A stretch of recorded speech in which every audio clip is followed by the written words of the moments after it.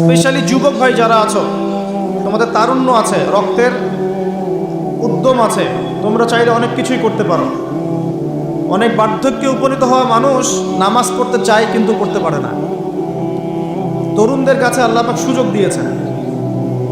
আর ইসলামের বিরোধী শক্তি যারা আছে তারা খুব ভালো করেই জানে কিন্তু যে ইসলামের বিজয়ে সবচেয়ে বড় ভূমিকা রাখতে পারে তরুণ সমাজ, যুবক সমাজ, যুব সমাজ, তরুণ প্রজন্ম। এ কারণেই তো দেখবেন তরুণ প্রজন্মকে তাদের উদ্দেশ্য থেকে সরিয়ে দেওয়ার জন্যে তারা আপনার সামনে অনেকগুলো টোপ দিয়ে দিয়েছে। দেখাবো টোপ কয়েকটা। 1 নম্বর টোপ দিয়েছে মেয়ে নারী জাতি, মেয়েদেরকে বেপর্দা করে তোমার সামনে উপস্থাপন করে দিয়েছে, ফ্রি মিক্সিং। এখন তুমি আর ঈমান ধরে রাখতে পারছো না।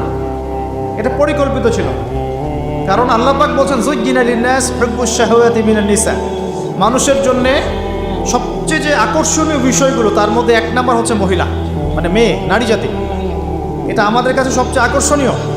আল্লাহ পাকের সবচেয়ে সুন্দর সৃষ্টিকে মানুষ না, মানুষের মধ্যে আল্লাহ পাকের সবচেয়ে শ্রেষ্ঠ সৃষ্টিকে নারী জাতি। আল্লাহ পাক তাদেরকে সুন্দর করে সৃষ্টি করেছেন, তাই নয় কি? এ কারণে পুরুষদের সবচেয়ে আকর্ষণের জায়গা কোনটা? নারী জাতি। এ কারণে মেয়েদেরকে বেপর্দা করে তোমার সামনে ছেড়ে দেওয়া হয়েছে। জেনা বেড়েছে, ব্যভিচার বেড়েছে, ফ্রি মিক্সিং বেড়েছে, ধর্ষণ বেড়েছে, এই যে হারাম প্রেমের সম্পর্কগুলো বেড়েছে। যুবকেরা তাদের জীবনের উদ্দেশ্য ভুলে গেছে। আমার কথা কি বুঝতে পারছেন? আচ্ছা, এটা 1 নম্বর। 2, মাদক। যুবকদের সামনে মাদকের সহজলভ্যতা। চাইলেই হাত বাড়ালেই মাদক, হাত বাড়ালেই ইয়াবা, হাত বাড়ালেই ফেন্সিডিল, হাত বাড়ালেই হেরোইন, তাই না? কথা ঠিকটা বেঠিক? যদি কেউ চায় যে আমি আজকে রাত্রে মাদক খাবো, সে পারবে, হাত বাড়ালেই পারবে।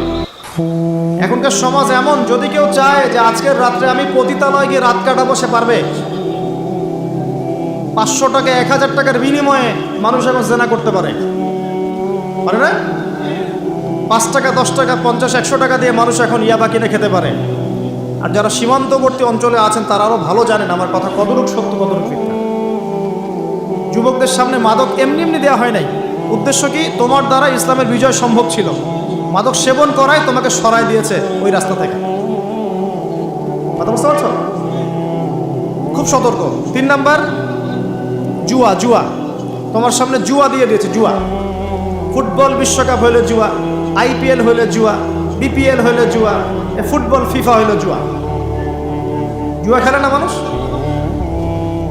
আর যে যুব সমাজ তাদের জীবনের উদ্দেশ্য জানে না, তাদের পক্ষেই সম্ভব এইসব মেসি, আর্জেন্টিনা, ব্রাজিল এইসব নিয়ে ব্যস্ত থাকা।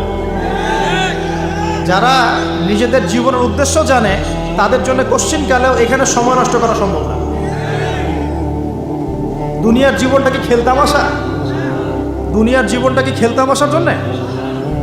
আল্লাহ পাক যে হায়াতটা দিয়েছেন, ধরেন 50, 60 বা 100 বছর, এই হায়াতটা কে দিয়েছেন? এই সময়টার মালিক কে? তাহলে আল্লাহ যদি সময়ের মালিক হয়, আমি কেন সময় 1 ঘন্টা অপচয় করবো ওখানে বসে বসে? এই সময়টাকে আমার নাকি? সময়টা আমার বাপের নাকি? সময়টা কার? আল্লাহর দেওয়ার সময় আমি টিভি সেটের সামনে বসে বসে 1.5 ঘন্টা নষ্ট করে ফেললাম। খেললো 2টা দল আর তালি বাজাচ্ছে, আমি মাশাআল্লাহ। কালকে দেখলাম কক্সবাজার থেকে আসার সময় রাস্তা ব্লক, পুরা একটা দল জিতেছে, পুরো রাস্তা ব্লক, হাঁটা যাচ্ছে না, মিছিল, পাগলের মতো মানুষ মোটরসাইকেল নিয়ে ছুটছে, গাড়ি নিয়ে ছুটছে, সিগারেট খাচ্ছে, আরও যে কি খাচ্ছে, মেয়ে নিয়ে ঘুরছে, আর একটা পতাকা নিয়ে ঘুরছে। যে দেশের পতাকা নিয়ে ঘুরছে ওই দেশ জানেও না মনে হয় যে এই দেশে এই আমার সাপোর্টার আছে। হ্যাঁ, আর খেয়াল করে দেখবেন এই আয়োজনগুলো এখন করানো হচ্ছে মুসলিম দেশগুলোকে দিয়ে।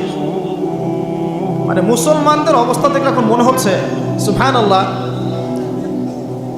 যে হারাম একটা কাজকে জায়েজ করার যে কত তরিকা বের হয়েছে। এখন একটা মুসলিম কান্ট্রি জিতেছে, মানে ভাবখানা এমন যে এই জেতার ফলে আমরা ইসলামী খেলাফত কায়েম করে ফেলেছি। বিষয়টা কি জানেন? আমাদেরকে এই খেলাধুলার অহেতুক কাজে ব্যস্ত করে দিয়ে ওরা ওদের এজেন্ডা বাস্তবায়ন করছে। দেখবেন যখন রমজান মাস আসে তখন দেখবেন মুসলিম কান্ট্রির উপর নির্যাতন বাড়ে।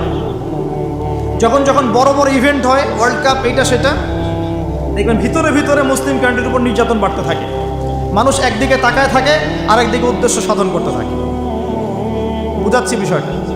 আপনার 5টা বাচ্চা আছে মনে করেন, খুব জ্বালায়, কান্নাকাটি করে, হইচই করে, আর আপনি মোবাইল ফোনটা বের করে দিয়ে বলেছেন, বাবা বস, তোরা 5 জন মিলে একটা কার্টুন দেখ, আমি একটু কাজটা করি। দিয়ে দিলেন, ও কার্টুন দেখছে চুপচাপ, কেউ কোনো ডিস্টার্ব নাই। আর বুঝতে পারছেন? আর এই যে বাচ্চাগুলো কার্টুন দেখছে না, এগুলো হচ্ছে আমরা এখন। আর ওই যে কাজ করছে বাপ, এটা হচ্ছে ওরা, পশ্চিমারা। আমার কথা কি বুঝতে পারেন? আচ্ছা, আমি সহজ করার চেষ্টা করছি।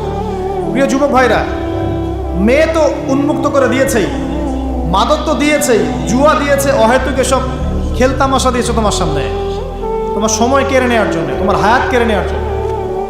তোমার মূল্যবান হায়াত, যে হায়াতটাকে তুমি আল্লাহর পথে দাওয়াতের কাজে ব্যয় করবা, দিন চর্চার কাজে ব্যয় করবা, আল্লাহর ইবাদতের কাজে ব্যয় করবা, আমর বিল মারুফ নাহি আনিল মুনকারের কাজ করবা, এই সময়টা ওরা কেড়ে নিয়েছে তোমার কাছ থেকে। বুঝতে পারছো না তো? আবার নেশা দিয়ে তোমার ভিতরটা নষ্ট করে ফেলেছে, জেনা দিয়ে তোমার অন্তরের নূর নষ্ট করে দিয়েছে, প্রিমিক্সিং দিয়ে জেনা এবং তোমার যে পবিত্রতা, চারিত্রিক পবিত্রতা নষ্ট করে দিয়েছে। আরও দিয়েছে পর্নোগ্রাফি। বেশিরভাগ যুব সমাজ এখন বাসায় গিয়ে রাতের বেলা পর্ন দেখে।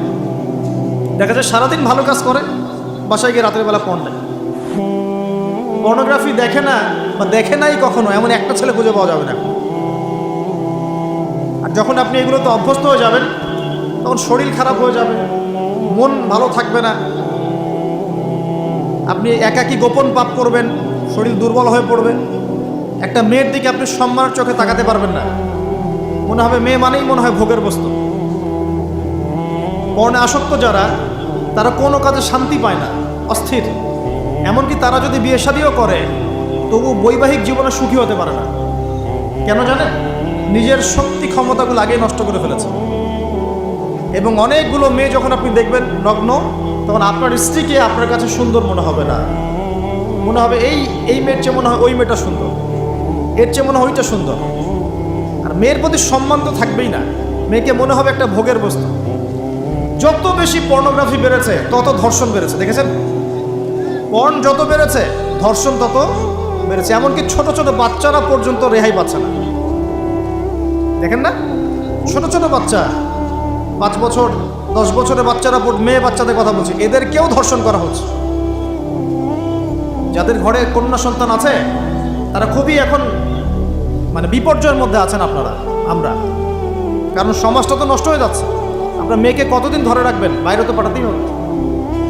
বাইরে পাঠালে দেখবেন মেয়ের সম্মান নাই, পর্দা নাই, মেয়েকে জোর করে ধর্ষণ করা হচ্ছে। বাসে, ট্রেনে, অটোতে, অমুকে তমুকে, ট্রাকে মেয়েকে ধর্ষণ করা হচ্ছে। আর প্রত্যেক ধর্ষকের তো আর ইসলামিকভাবে বিচার হচ্ছে না, হচ্ছে? যদি একটা এলাকায় ধর্ষণ হতো আর ধর্ষককে জনসমুখে ডেকে ফাঁসি দেওয়া হতো না, তাহলে দেখতেন যে ওই এলাকায় ধর্ষণ বাড়তো না, কমে যেত। যদি একটা এলাকার চোরদেরকে জনসমুখে নিয়ে এসে হাত কেটে ফেলা হতো, তাহলে বুঝতেন চুরি কাকে বল। ভয়ে চুরি করতে পারতো না। আর ভাগ্য ভালো যে এই নিয়মগুলো এখন নাই। কেন ভাগ্য ভালো বললাম? ভাগ্য ভালো কেন বললাম? কারণ এই নিয়ম যদি এই মুহূর্তে চালু করা হয়, এই মুহূর্তে যে এখন এই সেকেন্ডের মধ্যে চালু করা হয়, তাহলে অনেক বড় বড় রাঘব বোয়াল যারা আছে ওদের হাত থাকবে না। কথা বুঝতে পারছেন না? কেউ চুরি করে সিসকা চোর বলি আমরা, কি বলেন আপনারা? ছিচকা চোর বলেন। কেউ আছে চুরি করে পুকুর চুরি করে। সিসকা চোরকে ধরতে পারলে রাস্তাঘাটে কি মাইটটা দেওয়া হয়, তাই না? মনে হয় যে নিজের শক্তি খাটানোর একটাই জায়গা চোর পিটানো। মসজিদে যদি একটা চোর ধরা পড়ে, কি মাইটটা মারে, খুঁটির সাথে বেঁধে একদম জুতা স্যান্ডেল দিয়ে। আর সামনে যে পুকুর চুরি করে বসে আছে, কিছুই করতে পারতেছে। কি কথা মিথ্যা কথা বলছে? যদি একটা মুসলিম রাষ্ট্রের মধ্যে দুর্নীতি না থাকতো না, মুসলিম রাষ্ট্র বিশ্বকে নেতৃত্ব দিত ইনশাআল্লাহ। যদি কোনো মুসলিম রাষ্ট্রের মধ্যে দুর্নীতিটা না থাকতো না, তাহলে দেখতেন ওই রাষ্ট্র অবশ্যই বিশ্বকে নেতৃত্ব দিত ইনশাআল্লাহ। এমন অনেক অমুসলিম রাষ্ট্র আছে যেগুলো অমুসলিম হওয়া সত্ত্বেও ওদের মধ্যে কোনো দুর্নীতি নাই, জানেন? আল্লাহ পাক আমাদের সবাইকে পরিপূর্ণ মুসলমান হওয়ার তৌফিক দান করুন। দেখেন আল্লাহ পাক বলেছেন উদখুলু ফিস সিলমি কাফা, তোমরা পরিপূর্ণরূপে ইসলামে প্রবেশ করো। এখন আমি যদি নামাজও পড়ি, আবার ঘুষও খাই, এদিকে রোজাও রাখি, আবার সুদও খাই, আবার এদিকে আমি হজমরাও করি, অন্যের সম্পদ আত্মসাৎ করি, মাপে কমও দেই, মজুদদারি করি ইত্যাদি, আমি কি পরিপূর্ণ মুসলিম? আমি কি উদখুলু ফিস সিলমি কাফার উপর আমল করতে পেরেছি? আর আল্লাহ পাক এখানে বলছেন ওয়ালা তামুতুন্না ইল্লা ওয়া আনতুম মুসলিমুন, পরিপূর্ণ মুসলমান না হয়ে তোমরা মৃত্যুবরণই করিও না। করলেই সমস্যা। পরিপূর্ণ মুসলমান না হয়ে মারা গেলেই সমস্যা। কি সমস্যা? ওই যে আল্লাহ পাক বলবেন মান রব্বুক, বলবে লা আদরি, আমি তো জানি না, কারণ পরিপূর্ণ মুসলমান হয়নি তো, আল্লাহর সাথে শিরিক করেছে। আল্লাহ পাক বলবেন মা দীনুক, বলবে লা আদরি, আমি জানি না। মা দীনুক উত্তর কেমন করে দিতে পারবে? ইসলামের কিছু অংশ মানে, কিছু অংশ মানে না। ইসলামের কিছু অংশ মানে, নামাজ, রোজা, হজ, যাকাত, তাসবিহ, তাহলিল সবই মানে, কিন্তু সুদ ছাড়তে হবে, ঘুষ ছাড়তে হবে, জেনা করা যাবে না, মদ খাওয়া যাবে না, দুর্নীতি করা যাবে না, মানে না। তাহলে মা দীনুক কি উত্তর দিবে? মান নবিয়ুক, কে নবী? উত্তর কিভাবে সম্ভব? নবীর সুন্নতি তো নাই গায়ের উপরে, চেহারায় নাই, কাপড়ে নাই, চলাফেরায় নাই, ওঠা বসায় নাই, ইবাদতে থাকলেও অর্থনীতির মধ্যে নাই, অর্থনীতির মধ্যে থাকলেও সংস্কৃতির মধ্যে নাই, সংস্কৃতিতে থাকলেও সমাজে নাই। নবীর সুন্নত কি খালি ঘরে তসবিহ টেপার মধ্যেই? মানে আমরা খালি সুবহানাল্লাহ সুবহানাল্লাহ পড়বো, এটাই সুন্নত? দাড়ি ছেড়ে দিব, এটাই খালি সুন্নত? টাকটোর উপরে কাপড় পরবো, এটাই কি খালি সুন্নত?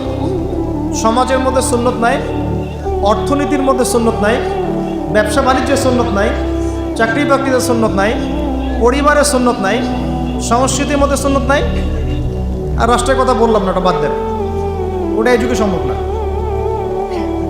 ইল্লা মাশা আল্লাহ, যদি আল্লাহ পাক না চান। ওইদিকে আমি কথাই বলতে চাচ্ছি না, আমি সমাজ পর্যন্তই আছি, এর উপর যাচ্ছি না। তো প্রিয় ভাইয়েরা, যুবক ভাইদের কথা বলে আমি সামনে যাব। এক নাম্বার কি বলেছি, তোমরা সতর্ক থাকবে মেয়ে থেকে। কি থেকে? মেয়ে থেকে 100 হাত দূরে। 100 হাত মানে আমি বলি, পরামর্শ দেই, আমি তোমাদের ভাইয়ের মতো, ছোট হই আর বড় হই, আর আমাকে এইসব আল্লামা শায়েখ এইসব বলার দরকার নাই। আমি একদম তালেবে ইলম, এখানে বড় বড় অনেক আলেম ওলামায়ে কেরাম আছেন, আমি খুব বিব্রত বোধ করছি কথা বল। আমি জানি যে হকপন্থী ওলামায়ে কেরাম যারা, তারা আমাদের মতো অনলাইনেও আসেন না, ফেসবুক ইউটিউবে ভিডিও পাবেন না, এমনও আলেম বাংলাদেশে আছেন জানেন, যারা বহু আলেম তৈরি করছেন, মাদ্রাসা খেদমত করছেন। তো তাদের সামনে আমাদেরকে যখন এইভাবে টাইটেল দেন, লজ্জা লাগে, বিব্রত বোধ করি। শেখার কোনো শেষ নাই। আমি একসময় মনে করতাম যে আমি যখন ইন্টারমিডিয়েটের পর থেকে চর্চা করা শুরু করছি, অনার্স মাস্টার্স পর্যন্ত, মনে করছি যে হ্যাঁ, মনে হয় ইসলাম সম্পর্কে ভালোই জানছি। তারপর যখন কওমি আলেমদের কাছে পড়তে শুরু করলাম, বলি এগুলো ভিতরের কথা, খোলামেলা বলি, গল্প করছি আপনাদের সাথে, রাগ করছেন নাকি? তখন বুঝলাম যে বিগত 5-7 বছরে তো আমি কিছু পড়াশোনা করছি বলে মনে হচ্ছে না। যেমন একটা হাদিস শো করে বললাম যে ওস্তাদ, এই যে আল্লাহ রাসূল সাল্লাল্লাহু আলাইহি ওয়াসাল্লাম বলেছেন যে একজন মুমিন ব্যক্তি আর একজন মুমিন ব্যক্তির আয়না স্বরূপ। কি স্বরূপ? আয়না স্বরূপ। তো আমি যদি অনলাইনে কোনো ভাইয়ের ভুল ধরিয়ে দেই সমালোচনার মাধ্যমে, তাহলে কি আমি হাদিসের উপর আমল করলাম না? তখন ওস্তাদ মিটিমিটি হাসছেন, বলছেন যে তোমার তো টুকটাক অ্যারাবিক গ্রামারের বেস ভালোই, তোমার কি মনে হয়? আমি বললাম যে আমার কাছে তো এটাই মনে হচ্ছে যে আমি যদি সমালোচনা করি, আমি তো এই আমর বিল মারুফ নাহি আনিল মুনকারের কাজই করলাম। তো তিনি বলছেন আসলে এই হাদিসের ব্যাখ্যা এমন হয়। কেমন ব্যাখ্যা? তুমি কি খেয়াল করো নাই? আমাকে বলছে তুমি কি খেয়াল করো নাই, তুমি যখন আয়নার সামনে গিয়ে দাঁড়াও, তখন আয়না কিন্তু তোমার সাথে কথা বলে না, আয়না নীরব থাকে, স্থির থাকে, কিন্তু তোমার দোষ ত্রুটি কোথায় আয়না কিন্তু দেখিয়ে দেয়। মনে করেন, বুঝাচ্ছি, মনে করেন আপনার গাল কেটে গেছে, আপনি আয়নার সামনে দাঁড়িয়েছেন, আয়না কিন্তু আপনাকে বলে দিবে না এই যে তোমার গাল কাটা, এই ছেলে তোমার গাল কাটা, হ্যাঁ এই মেয়ে, এই ছেলে তোমার এই সমস্যা ওই সমস্যা, বলবে? চুপচাপ থাকবে, আয়না দেখিয়ে দিবে আপনার ভুলটা কোথায়। তিনি আমাকে হাদিসের ব্যাখ্যা শেখাচ্ছেন, বলছেন যে একজন মুমিন ভাই যদি কোনো ভুলের উপর থাকে, তুমি সঠিকটা আমল করে ওর সামনে দাঁড়িয়ে দেখিয়ে দিবে যেটা সঠিক। বুঝলাম, যতদিন যাচ্ছে আমি বুঝতে পারছি যে আসলে এই জ্ঞানের সমুদ্র যে কত গভীর, 100 বছর হায়াত দিলেও মনে হয় শেষ করতে পারবো না। প্রিয় যুবক ভাইরা, নসিহত করছি, সেটা হচ্ছে যে দিনের জ্ঞান অর্জন করতে হবে। জ্ঞান অর্জনের কোনো বিকল্প নাই। আর জ্ঞান অর্জনের জন্য শুধুমাত্র ফেসবুক, ইউটিউব যথেষ্ট নয়। এগুলো কনস্ট্রাকটিভ কোনো মাধ্যম নয়, বরং ফিতনা ছড়াবে এগুলো কিন্তু বেশিরভাগ ক্ষেত্রে ফিতনাই ছড়াচ্ছে। আপনার কাছে মনে হচ্ছে হয়তো যে অনেক কিছু লাইভ হচ্ছে, আমরা পাচ্ছি, হ্যাঁ, অনলাইনের মাধ্যমে জানছি, হ্যাঁ ঠিক আছে, স্বীকার করি ভালো আছে, কিন্তু এর মন্দটা অনেক বেশি। এর মধ্য দিয়ে আলেমে বিভক্তি হয়ে গেছে। এর মধ্য দিয়ে একে অপরের সাথে আমাদের সম্পর্ক নষ্ট হয়ে যাচ্ছে। গীবত, তহমত, সমালোচনা, কাদা ছড়াছড়ি সংস্কৃতি বাড়ছে, ঐক্য বিনষ্ট হচ্ছে, অনেক সমস্যা হচ্ছে। আর এগুলো কনস্ট্রাকটিভ সিলেবাস নয়। সিলেবাস আপনাকে ওলামায়ে কেরামের কাছে এসে জানতে হবে। আমি বলছি 1 নাম্বার কোরআন থাকবে। আপনাদের জেনারেলদের জন্য বলছি, কারণ আপনাদের জন্য এটা এত সহজ হবে না। মাদ্রাসা যারা পড়া শুরু করেছেন ছোটোবেলা থেকে তাদের জন্য সহজ, আপনাদের জন্য এত সহজ নয়। সিলেবাসগুলো জেনে রাখেন। কোরআন পড়তে হবে আগে, পবিত্র কোরআনের বিশুদ্ধ তেলাওয়াত শিখতেই হবে, এবং প্রত্যেক দিন চেষ্টা করবেন 1 পৃষ্ঠা 2 পৃষ্ঠা, আধা পারা 1 পারা করে তেলাওয়াত করার জন্য। তেলাওয়াতের কোনো বিকল্প নাই, প্রত্যেক হরফে 10 নেকি পাবেন ইনশাআল্লাহ। এরপরে এর ভাষা আছে, পুরাণিক গ্রামার আছে, নাহুসর। আর এই বইগুলো আপনি একা পড়তে পারবেন না। এই বইগুলো পড়তে হলে উস্তাদ লাগবেই। এক একটা বই 2 বছর করে পড়তে হইতে পারে, পড়তে হবে। যদি আপনি কোরআন জানতে চান, বুঝতে চান, পড়তে হবেই। আর যদি মনে করেন না আমার এত জানা বোঝার দরকার নাই, সেটা আলাদা বিষয়। তখন আপনি ওলামায়ে কেরামের কাছে গিয়ে জিজ্ঞাসা করে মাসআলা নিয়ে নেবেন। এখানে একটা কথা বলে দিই, এখন আবার একটা নতুন আমি ফিতনাই বলবো বের হয়েছে যে আলেম ওলামার প্রয়োজন নাই, কোরআন হাদিস বাসায় পড়বা, নিজে একা একাই মুস্তাহিদ হয়ে যাবা। অনেক দিনই ভাইকে দেখছি আমি, যুবক ইয়াং, তার আগে বিপদগামী ছিলেন, হেদায়েত হয়ে ইসলামের দিকে এসেছেন, এখন প্রথমেই সহিহ বুখারী টান দিয়ে পড়া শুরু করেন। কে বললো আপনাকে প্রথমে সহিহ বুখারী পড়তে? আপনি কি এক লাভ দিয়ে এই মেডিকেল সায়েন্সের বই পড়তে যাবেন? এত কঠিন বই আগে কেন? এই বইগুলো পড়তে ওলামায়ে কেরামের 15-20 বছর সময় লাগে। 15-20 বছর সময় লাগে। 15 বছর বেশি বলে ফেলছে মনে হয়। আমাদের মতো হলে 20 বছর লাগবে। কঠিন বই আগে না, আগে সহজ বইগুলো পড়তে হতো। তো ভাবখানা তখন দেখা যায় এমন, কয়েকটা হাদিসের কিতাব পড়ে, কোরআনের কিছু অনুবাদ পড়ে, আলেম ওলামার আর দরকার নাই, কোনো মাযহাবেরও দরকার নাই, আমি নিজে একাই মুস্তাহিদ। এটা একটা ফিতনা চলছে। তো আমি বুঝাচ্ছি আপনাকে, একটা মাসআলা ধরেন আপনার সামনে আসলো, মনে করেন ওই যে আমি পেপার মানি নিয়ে কথা বলেছিলাম না, কাগজের টাকা, এরপর আসছে ক্রিপ্টোকারেন্সি। কি আসছে? নাম শুনেন নাই? ইলেকট্রনিক মানি তো চলে আসছে, যে ইলেকট্রনিক মানি দিয়ে আপনারা লেনদেন করছেন না, এরপরে আসবে ক্রিপ্টোকারেন্সি। ক্রিপ্টোকারেন্সি মানে বিটকয়েন। এগুলো ভবিষ্যৎবাণী না, কিন্তু কিছু মানুষ মনে করে এগুলো ভবিষ্যৎবাণী। এগুলো ভবিষ্যৎবাণী না, এগুলো বর্তমান। অলরেডি পৃথিবীর কিছু কিছু দেশে চলে আসছে, হয়তো বা এদেশেও অচিরে আসবে। তো মনে করেন এখন আপনি একজন সাধারণ মানুষ, ক্রিপ্টোকারেন্সি কী জিনিস আপনি বোঝেন না।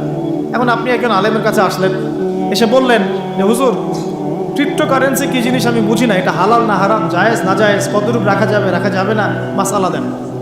এখন আমি যদি আপনাকে বলি, এই যে ভাই নেন কোরআন, এই যে তাফসীর ইবনে কাসির নেন, জালালাইন নেন, মারিফুল কোরআন নেন, এই যে বুখারী, মুসলিম, তিরমিজি, আবু দাউদ, নাসাই, সবগুলো নেন, বাসায় গিয়ে পড়াশোনা করে মাসআলা বের করেন, পারবেন? সম্ভব কি? কে পারবে? যিনি মুস্তাহিদ। আর একটা সমাজের মধ্যে মুস্তাহিদ মানুষের সংখ্যা কতজন থাকে?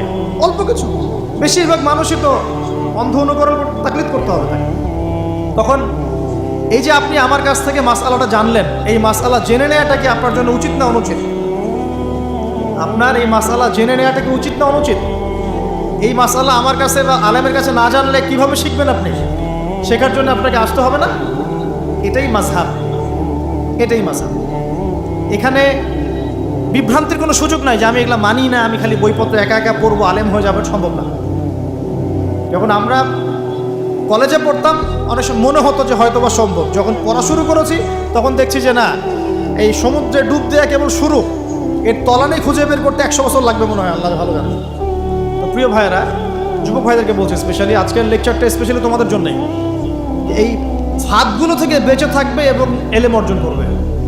এলেম অর্জনের কোনো বিকল্প নয়, এবং এলেম অর্জনের জন্য সিলেবাস লাগবে। আর অনেক বইপত্র একা একা পড়তে পারবে না, আলেম ওলামাদের সংস্পর্শ লাগবেই, অন্যথায় পারবে না। এর পাশাপাশি আপনি সিরাতের বই পড়বেন, ইতিহাস পড়বেন, ইসলামিক অর্থনীতি পড়বেন, হ্যাঁ, ভূরাজনৈতিক প্রেক্ষাপটের বইগুলো পড়বেন, এগুলো ঠিক আছে। এবং জেনারেল লাইনে যেখানে পড়াশোনা করছেন এই পড়াশোনাও কন্টিনিউ করবেন, এবং আপনার প্রতিভা দিয়ে আপনার জায়গা থেকে ইসলামের খেদমত করবেন ইনশাআল্লাহ। পারা যাবে না? আল্লাহ তৌফিক দান করুন।